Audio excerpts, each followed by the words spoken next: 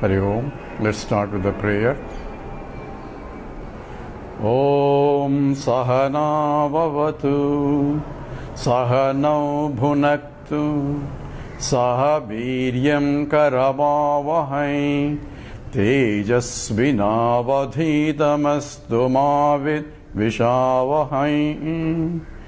Om Shanti Shanti Shanti. Chinmayam Vyapiyat Sarvam Trailokyam Sacharacharam Tatpadam Darsitam Yena Tasmai Sri Gurave Namaha. Sri Gurubhyo Namaha. Hari Om. Last class we were introduced about the definition of a God, because we say this universe or this world is a creation. It's a creation because it follows an order, and anything order involves work, and from the thermodynamics it is a high energy state, and therefore there has to be work done against the system for it to maintain. Therefore it becomes a creation only because there is a beautiful order in this universe, because every laws and the universe, there are universal laws that are applicable to galaxies and galaxies away. A scientist sitting in a corner in a tiny earth in one lab can able to reduce the laws that are governing throughout the universe. That means the universe itself is well-behaved system, and therefore it is a creation. It's an ordered system and work has to be done. So who created this universe was posed. So all religions say that God created this world, because no one inside the universe can create all this.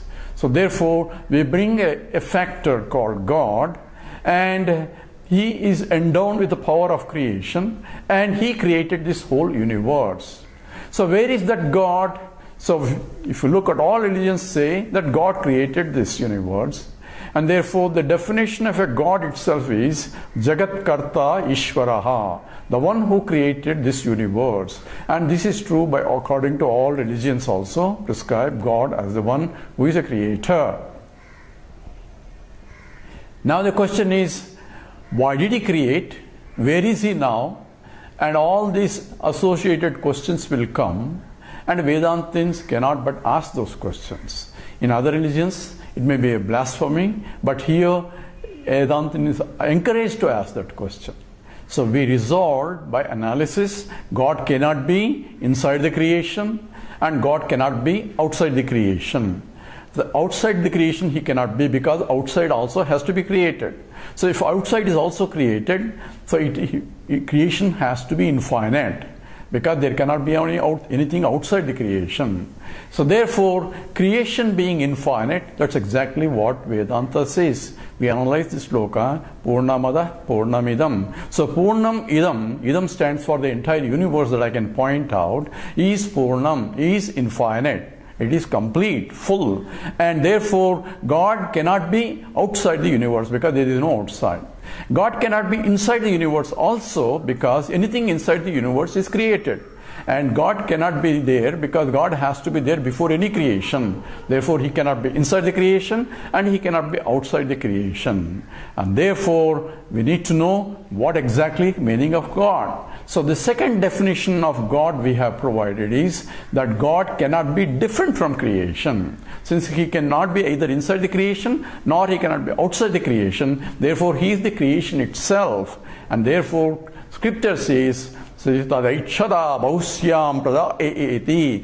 me become many. So becoming many means he is the essential or the substratum or the material cause for the creation. So he himself became the many. He himself is the creation. Just as gold became many, gold became a material cause for all the ornaments that I see.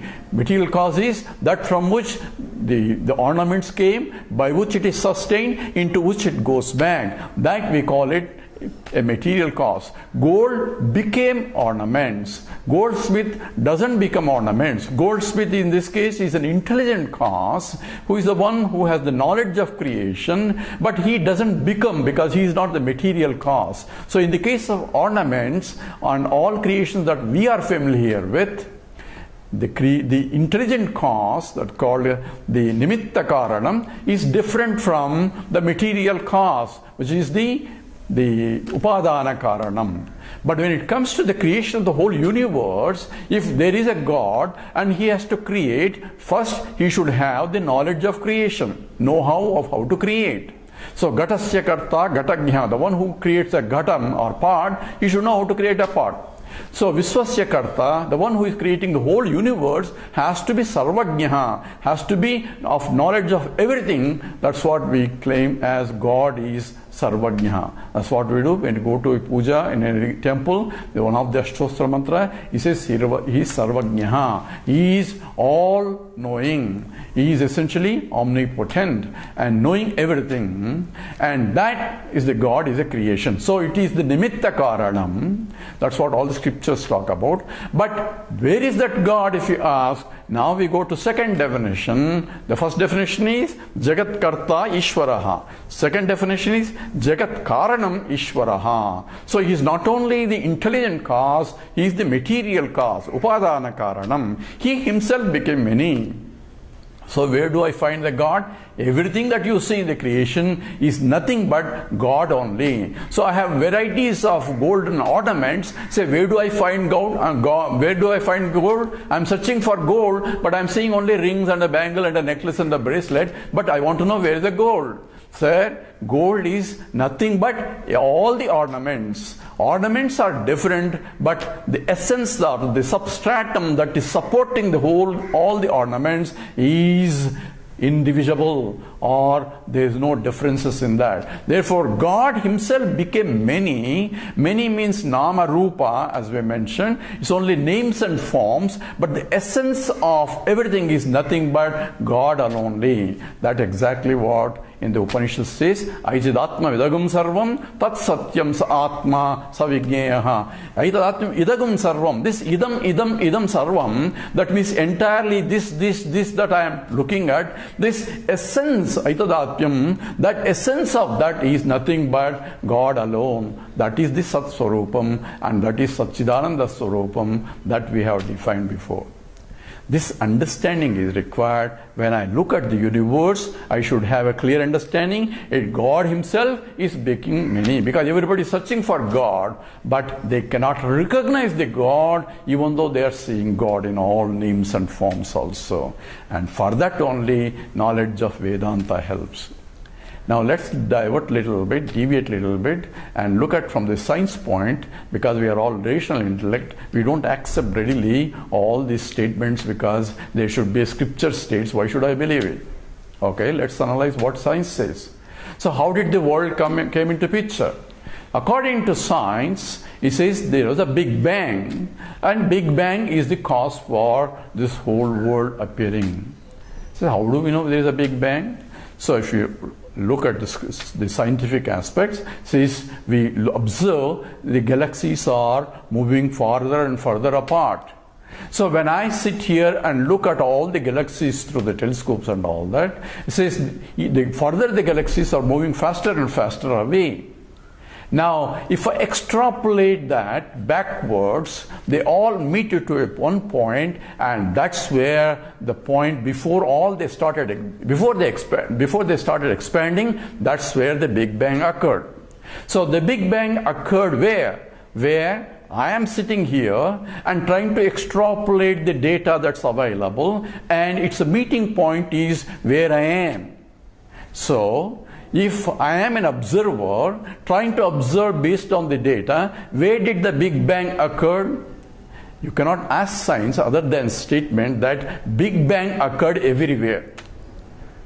Everywhere? Yes, because wherever there is an observer, he can start looking at the extrapolation of all that, and that's where the meeting point is. So wherever there is an observer, he can start looking at it, and that's where the Big Bang is. That means Big Bang occurred everywhere, But everywhere is a concept of space. But space itself is not created. So this is a peculiar problem where Big Bang occurred everywhere. At the same time, there is no space also. And according to science also, space is also created with the bang only. So it is a singularity. It's called mathematically, it's called a singularity where the mass, so-called mass, must be there because the matter came out, and at that point the whole universe is expanding. In the expansion also space is getting created.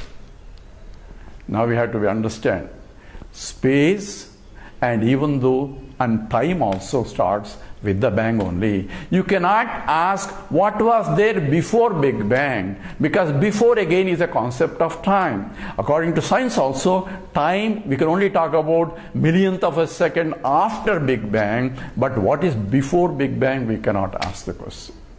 This is what they call as a singularity. It is essentially what Vedanta calls is ignorance. Because we do not know, we cannot say what is there before. And important point here is, it is everywhere it occurring, everywhere where? Everywhere where the observer is calculating. That means a conscious entity has to be present to recognize even the Big Bang also.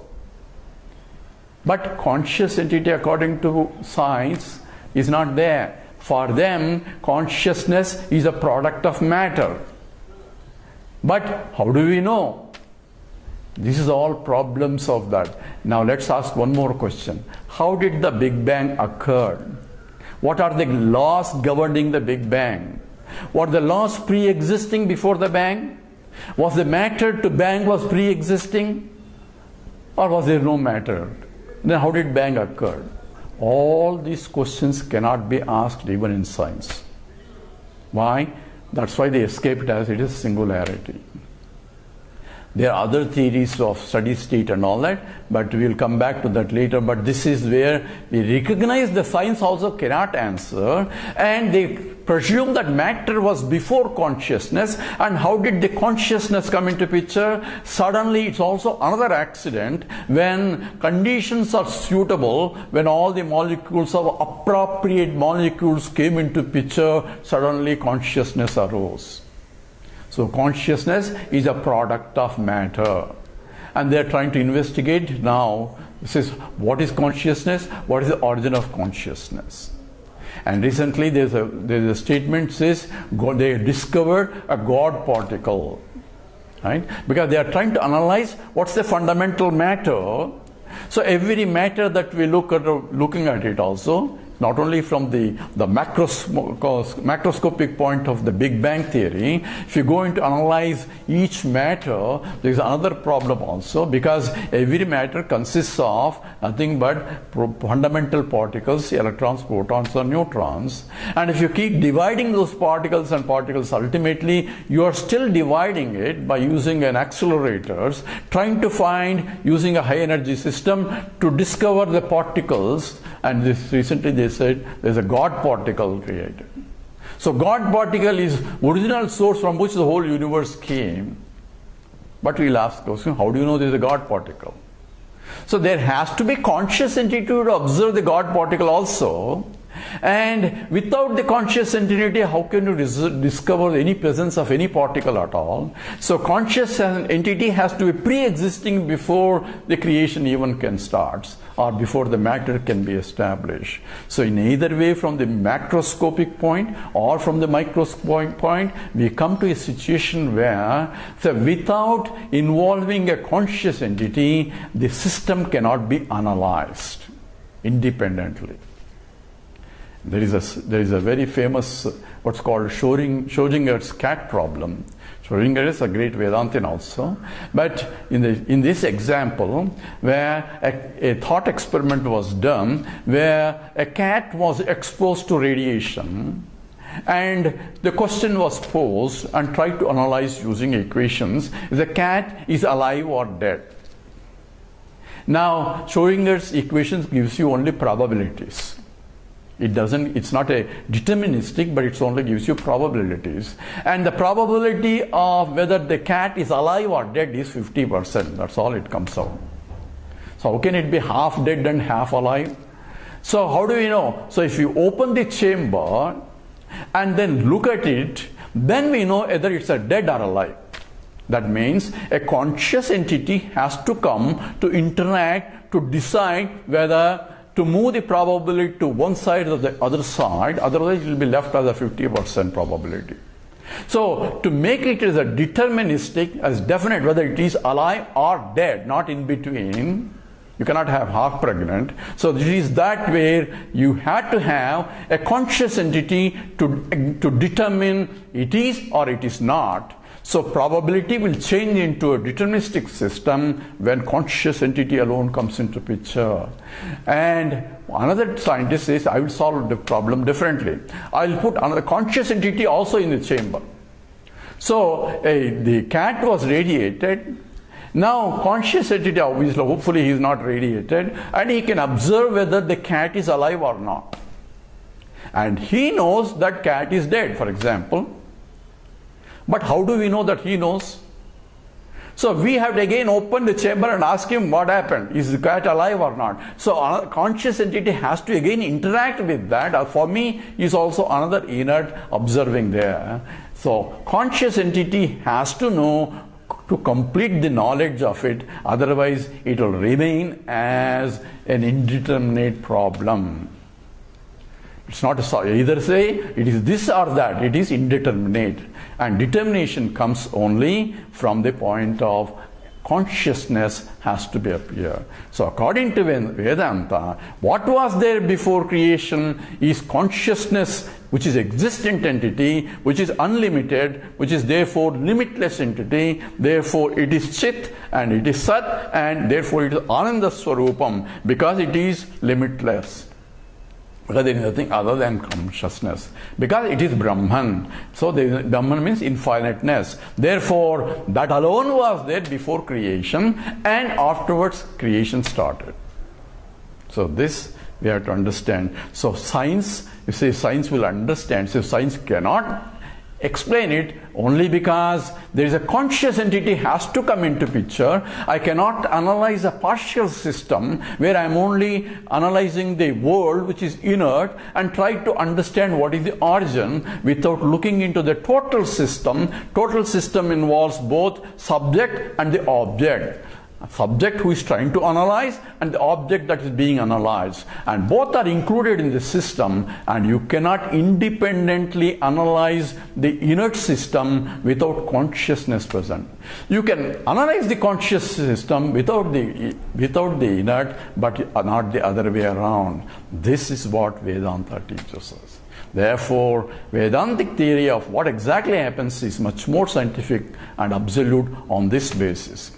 So we will go into more details about Vedantic, and now we understand, at least from the science point, we have a problem because science can only analyze the objective reality, because I am only analyzing a system which is independent of me. Analyzer is different from analyzed. Analyzed is the object of investigation. So all objective sciences are all pertaining to objectification, but it excludes the subject, the investigator, the analyst itself, and that can only be done through Vedanta, because the analyst, the subject, cannot be objectified for analysis. So it is a peculiar type where I had to analyze the subject, and the subject has to analyze the subject without objectification. That is why we said Vedanta is a pramana different from Pratyaksha pramana and Anumana pramana.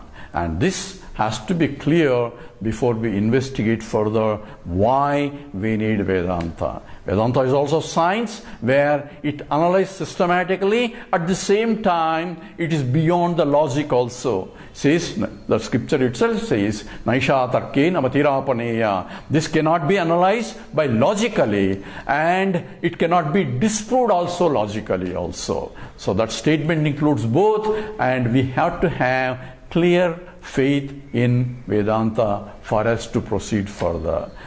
What is this? We already explained in terms of it is direct, immediate knowledge, but Vedanta provides a means for me to look within or without clearly so that I can see the fact as it is. And for that only we need a proper teacher, and the scripture says, Tad vijnanartham sagurum eva abhigachet. For that only you approach a teacher, because Vedanta itself is so complex that you need a teacher to unravel it, and you cannot directly go and read it. And that's what we are. And we will now go into more details about, according to Vedanta, how the creation itself started, what exactly it means, because from the Brahman point, as we said, from the Paramarthika Satyam, there is no creation. Only from the Vyavaharika point, there is an apparent creation. And how does this occur?